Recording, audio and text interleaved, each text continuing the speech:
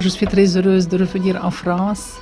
Je suis une religieuse carmélite qui a fondé un monastère oriental à 90 km de Damas, en Syrie. Ce monastère était en ruine. Nous avons voulu le restaurer comme un retour aux sources. Et actuellement, y réside une communauté d'une vingtaine de personnes de 8 nationalités qui n'ont pas voulu quitter la Syrie en solidarité avec les souffrances du peuple syrien. Nous sommes sur une ligne de démarcation. On peut dire que l'État islamique parfois est à 1 kilomètre de chez nous. Pendant la bataille du Calamon, lorsque les forces gouvernementales ont délogé, avec les factions modérées des rebelles, ont délogé les extrémistes, vraiment c'est par la prière que nous avons évité d'être envahis, comme d'autres localités chrétiennes, par ces hordes de terroristes. Nous croyons qu'ils ont été, comme aveuglés, parce qu'ils ont passé devant notre monastère presque sans le voir, alors qu'en entrant dans le monastère, ils étaient dans une forteresse inexpugnable. Alors, je reviens en France. Je suis invitée par le Rassemblement pour la Syrie. C'est une poignée de volontaires qui ont, depuis le commencement, considéré que l'État, quel que soit le régime qui est derrière cet État, était une valeur sûre et capable d'être réformée, et donc qui n'ont pas voulu rentrer dans l'approche du coup d'État, de renversement du gouvernement, parce que cela a donné des fruits désastreux en Libye et en Égypte. Je ne vais pas faire maintenant l'histoire, mais nous allons en parler le vendredi. Depuis ma première apparition en France sur Europe 1, beaucoup de choses se sont passées qui ont confirmé non seulement nos intuitions, mais notre témoignage vécu. Ce que nous vivons en Syrie, nous ne nous mêlons pas de politique, mais bien sûr, les souffrances infligées à un peuple innocent, qui n'a pas de parti pris, qui ne veut que vivre tranquille, avec un minimum de décence et un minimum de sécurité. Depuis le commencement, nous avons vu qu'il y avait une information tendancieuse. Nous avons essayé de réagir et nous avons été stigmatisés. On nous a accusés d'être des sbires du régime, d'être, n'est-ce pas, des choses qui nous sont totalement étrangères. Moi, je parle avec tout le monde. Je ne vois pas pourquoi le fait de dire ce qui se passe réellement peut devenir sujet à caution. Où est la liberté d'expression? Où sont les mœurs républicaines? Donc j'ai été vraiment étonnée. Et je n'ai pas cherché à me justifier. Cela est allé jusqu'à la diffamation. Cela veut dire que le fait de dire la vérité, même à un niveau très humble, c'est-à-dire qu'est-ce que c'est qu'une religieuse qui parle? C'est tout à fait modeste. C'est une voix parmi des milliers d'autres et de mastodontes de l'information. Mais j'ai constaté qu'un peu de vérité fait plus peur à ces manipulateurs des médias que beaucoup de mensonges. Bref, je ne veux accuser personne, mais aujourd'hui, tout ce qui se passe chez nous vient confirmer non seulement nos craintes, mais ce que nous voyons dès l'origine. Parce que vous voyez, ces terroristes qui ont été finalement qualifiés de tels par les gouvernements ici, les gouvernements qui ont pris parti pour une faction du peuple syrien et pour l'ingérence en Syrie, soi-disant pour sauvegarder la liberté et la démocratie. Ces terroristes ont existé depuis le début. Ce n'est pas une génération ad nihilo. Ils ne sont pas tombés des nuages. Ils étaient là. Mais ils ont pris différents titres. Donc, ils ont été soumis à des opérations chirurgicales, à des métamorphoses pour endormir l'opinion publique, vous voyez, et pour faire que les États qui s'ingèrent dans le destin de nos régions, qui s'ingèrent depuis longtemps d'ailleurs, c'est pas depuis maintenant. À un moment donné, ils se sont ingérés pour imposer ces régimes, et puis maintenant, ils s'ingèrent pour enlever les régimes. Toujours est-il que pour ces refontes du système, d'autorité chez nous, de système de gouvernement, cela ne se passe pas uniquement d'une manière virtuelle, comme vous le voyez sur vos télévisions. Il y a des pertes, il y a des dommages collatéraux, comme on dit en anglais. Ce sont des hommes, des femmes, des enfants qui perdent leur logis, qui sont chassés de chez eux, qui sont blessés, qui sont tués, assassinés. Dès 2011, j'ai vu quelqu'un qui était coupé en morceaux. Ce n'est pas maintenant l'habitude de couper les têtes. Mais on ne voulait pas nous écouter. Vous regardez dans vos médias, dans vos télévisions, vous lisez dans vos journaux, c'est toujours une partie de la vérité. C'est comme quand on regarde une face de la Lune, on ne voit pas le reste. Et ça, c'est une très grosse atteinte aux droits de l'homme et aux droits de la presse, aux devoirs de la presse. Bref, on va parler de tout cela, d'une situation au Moyen-Orient qui est explosive, une situation qui est absolument inexcusable et qu'on ne peut pas, qui est inacceptable. C'est inacceptable.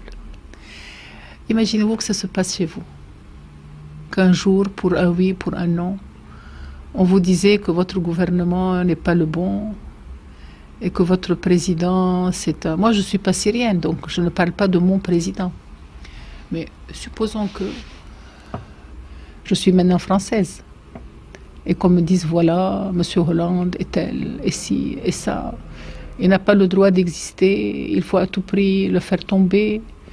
Et puis qu'on vous envoie des mercenaires imbus de cette idée, et puis ils la tournent d'un point de vue religieux, et puis ils disent, voilà, M. Hollande est un athée, il ne mérite pas de vivre.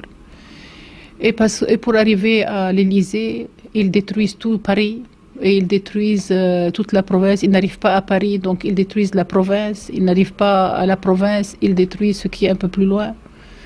Ils finissent par détruire toute la France.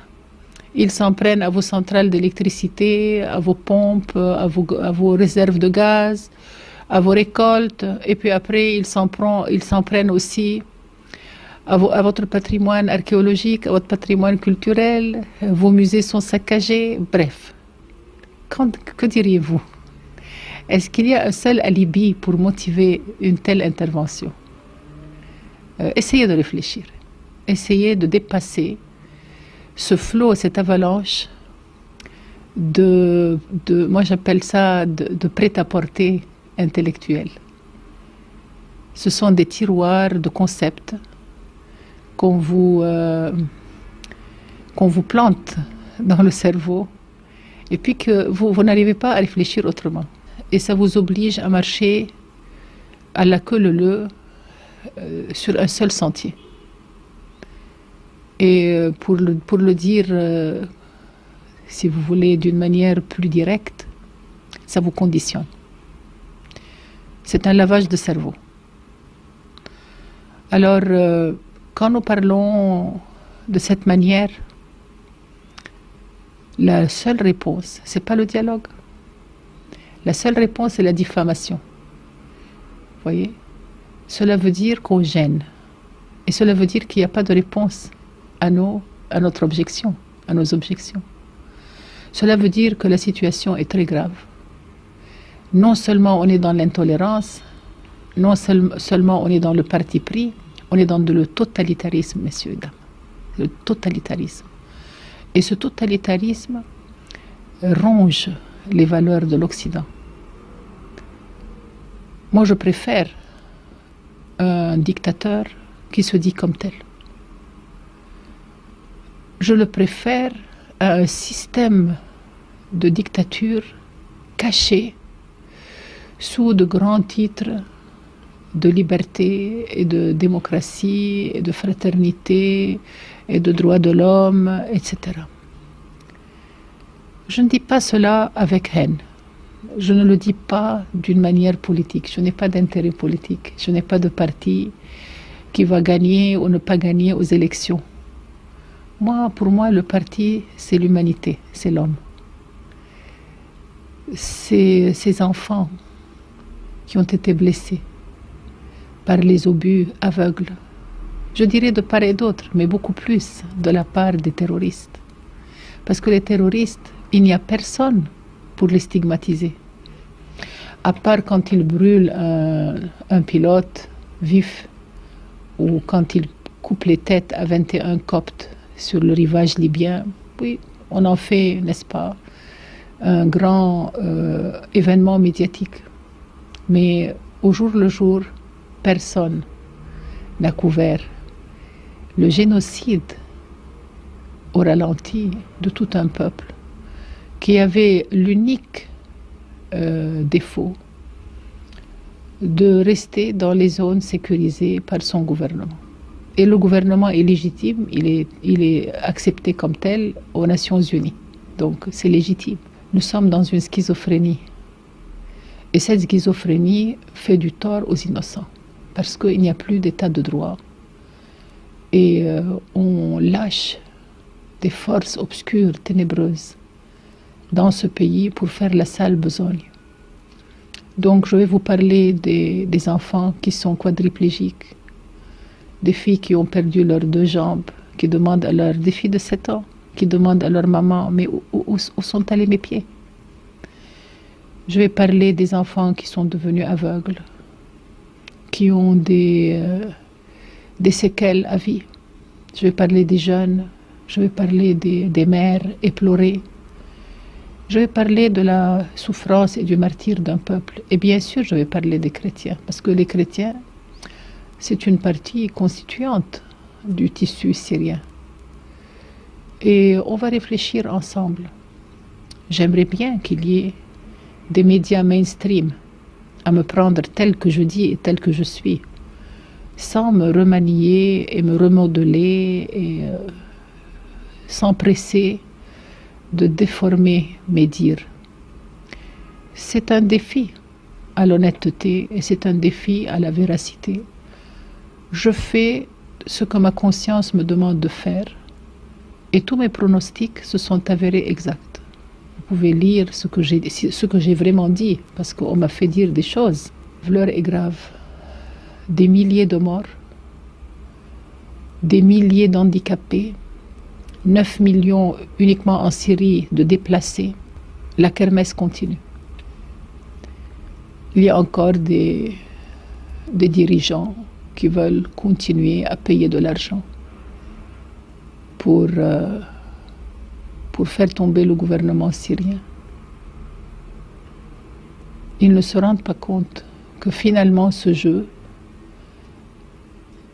va se retourner contre eux. Parce que toute la région est en train de s'embraser. Il y a des fronts très dangereux où de part et d'autre on a l'arme atomique, la bombe H et encore plus la bombe à neutrons. On est en train de jouer avec le feu. Et on se demande pourquoi. Tout cet argent qu'on est en train de payer aurait pu profiter à ces populations. On aurait pu faire un monde meilleur. L'Europe avait commencé par être très généreuse pour l'autre rive de la Méditerranée. Il y avait des projets euro-méditerranéens pour la culture, pour l'éducation, pour le partage des idées, pour la sauvegarde du patrimoine. Et subitement, l'Europe est devenue une menace. Vous savez, on peut être responsable d'un crime en le perpétrant. on peut être responsable d'un crime quand on n'empêche pas qu'il soit perpétré. Les chrétiens ne cherchent pas à être protégés. Ils n'ont pas besoin d'être protégés. Les chrétiens, comme toutes les personnes vivant dans notre région, cherchent à ne pas être agressés. Et ça, c'est primordial. Je vais vraiment poser une question élémentaire. Comment c'est possible que des centaines de milliers de terroristes transitent par plusieurs aéroports depuis leur pays d'origine? Parfois c'est situé dans les ex-républiques soviétiques. Parfois c'est au-delà. Parfois c'est tout proche, de l'autre côté de la Méditerranée. Comment c'est possible qu'ils transitent par nos aéroports sans être dépistés? Comment c'est possible qu'ils arrivent en Turquie ou en Jordanie ou au Liban sans être dépistés? Et comment c'est possible qu'ils traversent les frontières, qu'ils franchissent les frontières sans être dépistés? Et comment c'est possible qu'ils puissent se promener à l'intérieur de nos pays et à l'extérieur, c'est-à-dire ils chevauchent entre les deux frontières et ils vivent dans des hôtels de luxe sans être dépistés? Qu'est-ce que cela veut dire? Cela veut dire qu'il y a complicité, chers amis. Alors comment, d'un côté, on se targue d'être les grandes démocraties qui viennent en aide au peuple victime de dirigeants totalitaires et dictateurs, et puis on utilise des terroristes, des gens, des mercenaires qu'on qualifie nous-mêmes de terroristes. Et puis maintenant, il y a la guerre contre les terroristes, avec l'argent des contribuables. Ça coûte des millions et des milliards tous les jours. Alors quoi?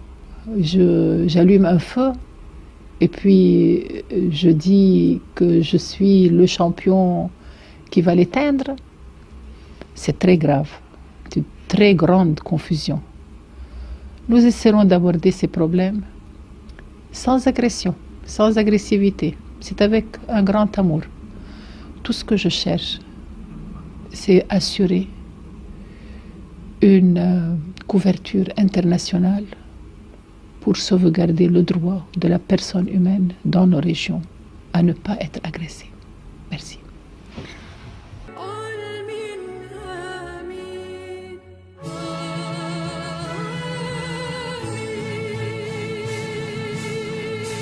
D'une manière politique. Je n'ai pas d'intérêt politique. Je n'ai pas de parti qui va gagner ou ne pas gagner aux élections. Pour moi, le parti, c'est l'humanité, c'est l'homme. C'est ces enfants qui ont été blessés par les obus aveugles. Je dirais de part et d'autre, mais beaucoup plus de la part des terroristes. Parce que les terroristes, il n'y a personne pour les stigmatiser.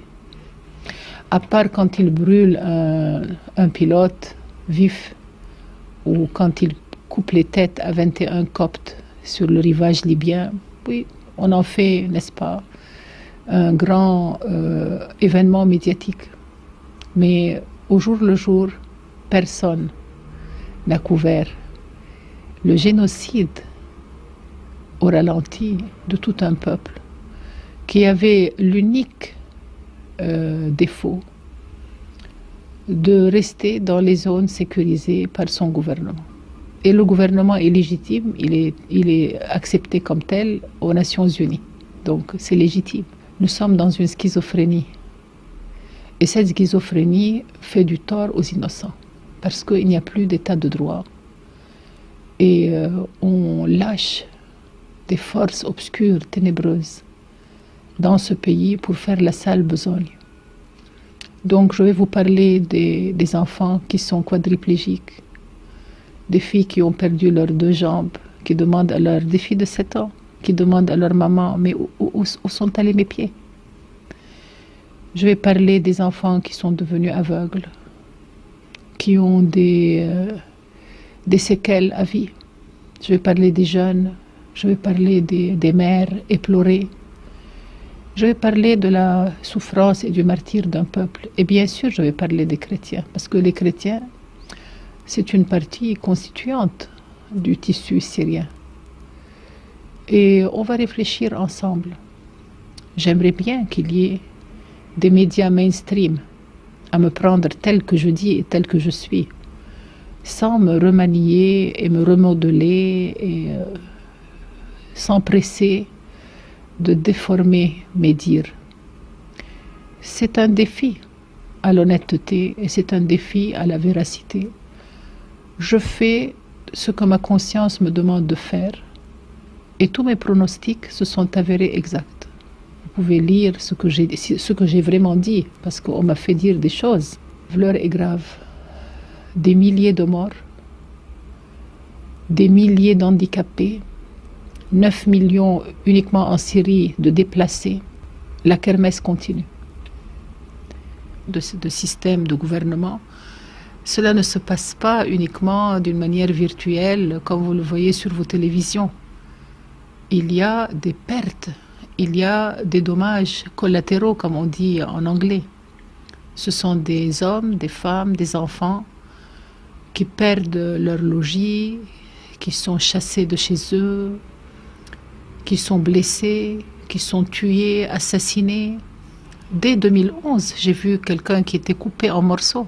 Ce n'est pas maintenant l'habitude de couper les têtes. Mais on ne voulait pas nous écouter. Vous regardez dans vos médias, dans vos télévisions, vous lisez dans vos journaux, c'est toujours une partie de la vérité. C'est comme quand on regarde une face de la Lune, on ne voit pas le reste. Et ça, c'est une très grosse atteinte aux droits de l'homme et aux droits de la presse, aux devoirs de la presse.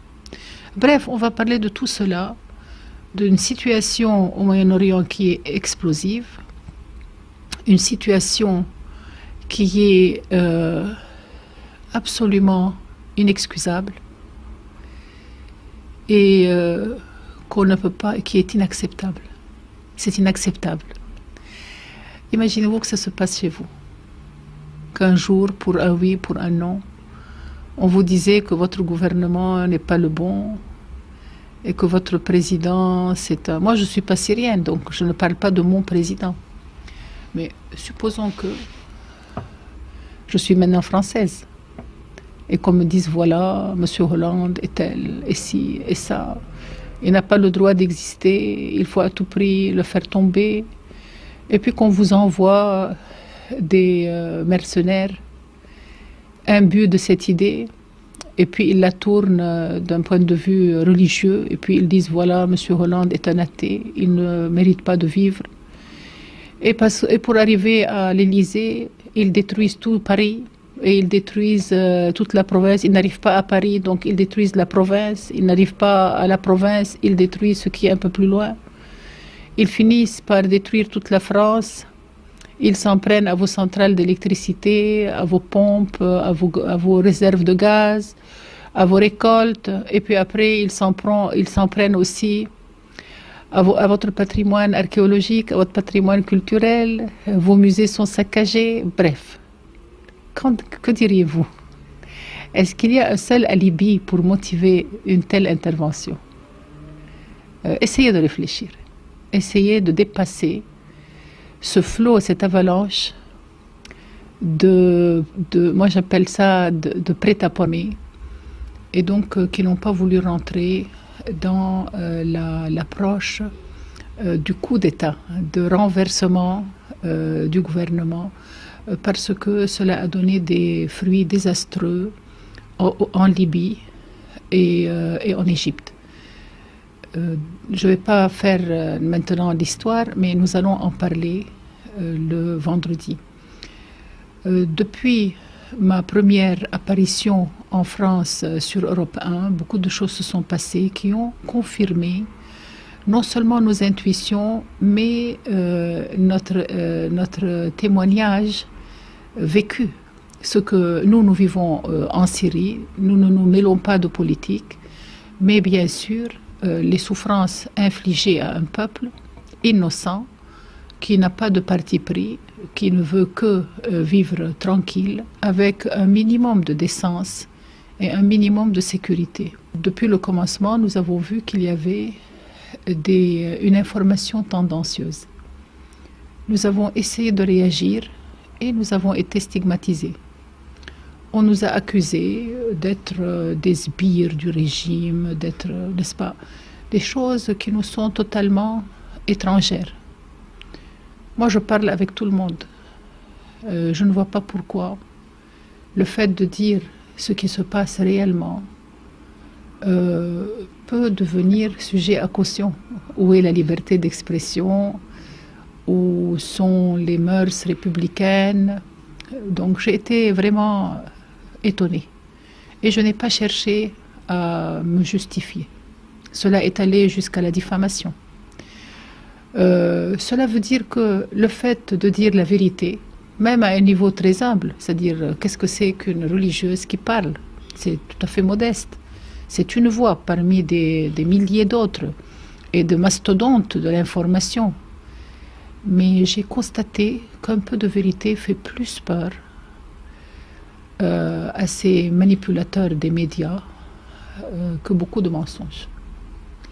Bref, je ne veux accuser personne, mais aujourd'hui, tout ce qui se passe chez nous vient confirmer non seulement nos craintes, mais ce que nous voyons dès l'origine. Parce que vous voyez, ces terroristes qui ont été finalement qualifiés de tels par les gouvernements ici, les gouvernements qui ont pris parti pour une faction du peuple syrien et pour l'ingérence en Syrie, soi-disant pour sauvegarder la liberté et la démocratie. Ces terroristes ont existé depuis le début. Ce n'est pas une génération ad nihil.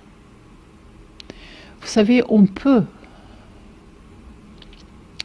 être responsable d'un crime en le perpétrant. On peut être responsable d'un crime quand on n'empêche pas qu'il soit perpétré. Les chrétiens ne cherchent pas à être protégés. Ils n'ont pas besoin d'être protégés. Les chrétiens, comme toutes les personnes vivant dans notre région, cherchent à ne pas être agressés. Et ça, c'est primordial. Je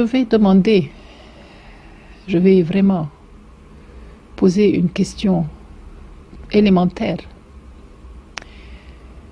Comment c'est possible que des centaines de milliers de terroristes transitent par plusieurs aéroports depuis leur pays d'origine? Parfois c'est situé dans les ex-républiques soviétiques. Parfois c'est au-delà. Parfois c'est tout proche, de l'autre côté de la Méditerranée. Comment c'est possible qu'ils transitent par nos aéroports sans être dépistés? Comment c'est possible qu'ils arrivent en Turquie ou en Jordanie ou au Liban sans être dépistés? Et comment c'est possible qu'ils traversent les frontières, qu'ils franchissent les frontières sans être dépistés?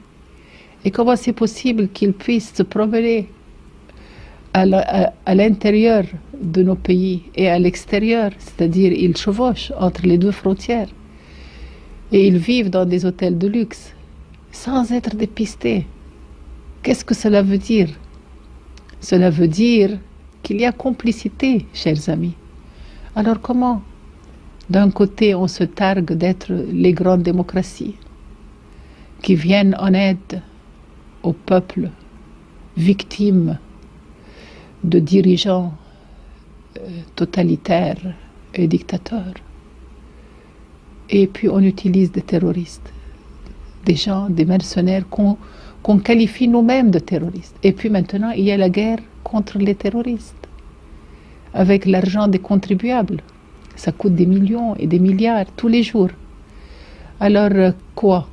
J'allume un feu et puis je dis que je suis le champion qui va l'éteindre? C'est très grave. C'est une très grande confusion. Nous essaierons d'aborder ces problèmes sans agression, sans agressivité. C'est avec un grand amour. Tout ce que je cherche, c'est assurer une couverture internationale pour sauvegarder le droit. Mais on ne voulait pas nous écouter. Vous regardez dans vos médias, dans vos télévisions, vous lisez dans vos journaux, c'est toujours une partie de la vérité. C'est comme quand on regarde une face de la Lune, on ne voit pas le reste. Et ça, c'est une très grosse atteinte aux droits de l'homme et aux droits de la presse, aux devoirs de la presse. Bref, on va parler de tout cela, d'une situation au Moyen-Orient qui est explosive, une situation qui est absolument inexcusable et qu'on ne peut pas, qui est inacceptable. C'est inacceptable. Imaginez-vous que ça se passe chez vous, qu'un jour, pour un oui, pour un non, on vous disait que votre gouvernement n'est pas le bon et que votre président, c'est un... Moi, je ne suis pas syrienne, donc je ne parle pas de mon président. Mais supposons que je suis maintenant française et qu'on me dise, voilà, M. Hollande est tel, et ci, et ça. Il n'a pas le droit d'exister, il faut à tout prix le faire tomber. Et puis qu'on vous envoie des mercenaires imbus de cette idée, et puis ils la tournent d'un point de vue religieux, et puis ils disent, voilà, M. Hollande est un athée, il ne mérite pas de vivre. Et pour arriver à l'Élysée, ils détruisent tout Paris, et ils détruisent toute la province. Ils n'arrivent pas à Paris, donc ils détruisent la province. Ils n'arrivent pas à la province, ils détruisent ce qui est un peu plus loin. Ils finissent par détruire toute la France. Ils s'en prennent à vos centrales d'électricité, à vos pompes, à vos réserves de gaz, à vos récoltes. Et puis après, ils s'en prennent aussi à votre patrimoine archéologique, à votre patrimoine culturel. Vos musées sont saccagés. Bref, que diriez-vous? Est-ce qu'il y a un seul alibi pour motiver une telle intervention? Essayez de réfléchir. Essayez de dépasser ce flot, cette avalanche moi j'appelle ça de prêt-à-porter intellectuel. Ce sont des tiroirs de concepts qu'on vous plante dans le cerveau et puis que vous n'arrivez pas à réfléchir autrement. Et ça vous oblige à marcher à la queue leu sur un seul sentier. Et pour le dire, si vous voulez, d'une manière plus directe, ça vous conditionne. C'est un lavage de cerveau. Alors,